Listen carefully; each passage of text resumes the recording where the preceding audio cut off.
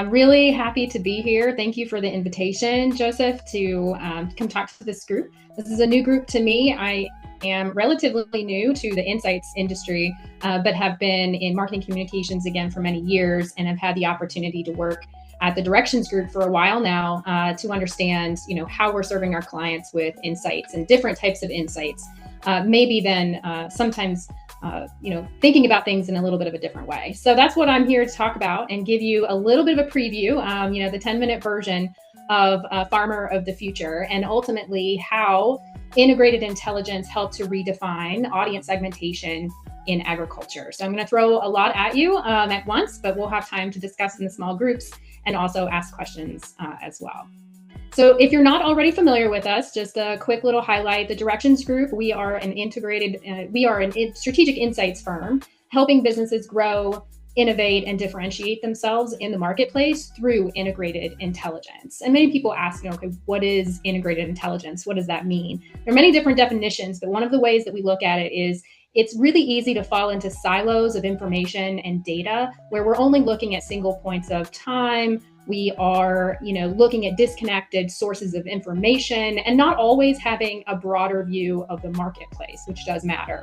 So integrated intelligence is about bringing all of those things together. It's not just one source. It's primary research, it's secondary research, it's client data, and it's also market intelligence. And when we talk about audience segmentation, not always, but in many times, audience segmentation kind of falls into that similar siloed trap. We look at customers as, a demographic. We look at demographic segmentations or geographic segmentation, psychographic, or even behavioral. But what we did with Farmer of the Future is a little bit different.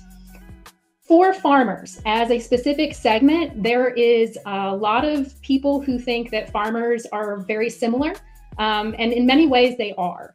They all have the same dream. I've been working with farmers for pretty much my entire career, and I have yet to find a farmer that doesn't share this same dream, that they will be able to pass the farm on to the next generation. However, they are not all the same. They don't all have the same goals for their operations. They don't make decisions the same ways, and their farms do not look the same.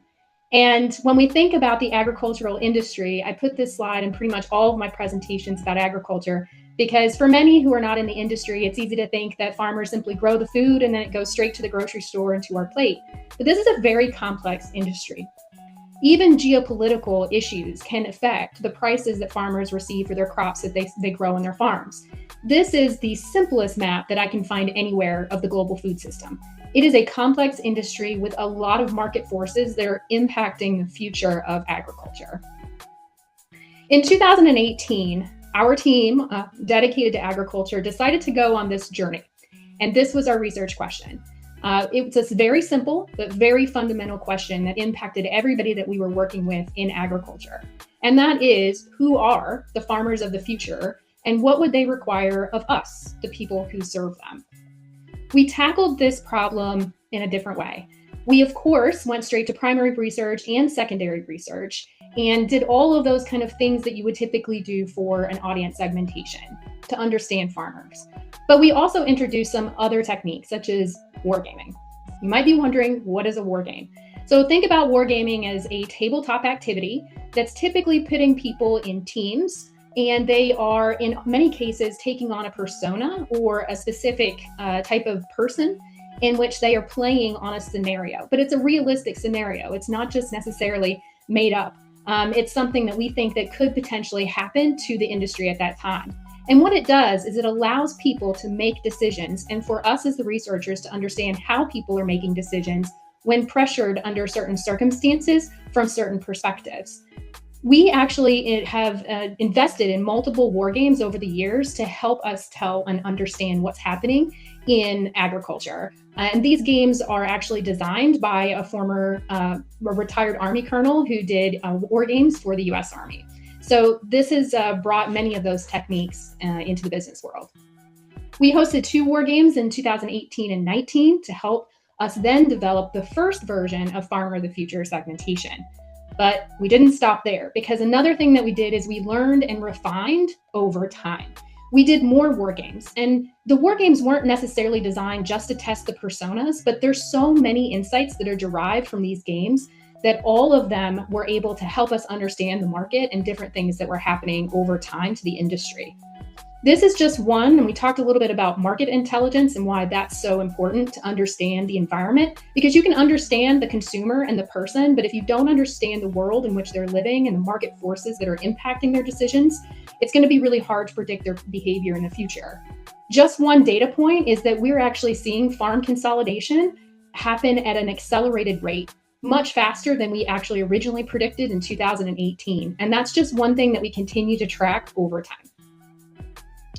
Other future drivers of change that we're seeing in agriculture, everything from precision technology to biotechnology, has changed even since 2018, has changed how the agricultural environment looks, which is why after we realized that so many things had impacted the industry, that instead of just throwing the original segmentation out, we wanted to augment the original segmentation. We wanted to build on the body of knowledge that we already had. So we reinvested in additional primary and secondary research, additional wargaming, and other types of insights and market intelligence in order to recluster these segmentations. So instead of starting over, we actually used the same base typing tool, and we're able to recluster these segments in a way that allowed the original customers of Farmer of the Future, this is a syndicated segmentation that many customers had bought, we were able to take them from 1.0 to 2.0 and building on that research instead of starting over. So we went from 1.0 to 2.0, and we took our clients with us, and we were able to work with them to help resegment their customers in many of those cases. And we've also not stopped there. So we don't just stop with providing the syndicated segmentation and helping them convert. We were also very active in the activation space in providing the full report. We have custom analysis and integration for them, proxy segmentation, and even some training videos on the segmentations for our clients. And ultimately, that is a very high-level overview of Farmer of the Future and how we have used integrated intelligence, which is more than just primary research and more than quant and qual. It is much more, and it's putting all of those things together, the market intelligence, understanding agriculture and understanding the market forces that are impacting it, that are helping us help our clients make decisions for the future so they can be successful in that future.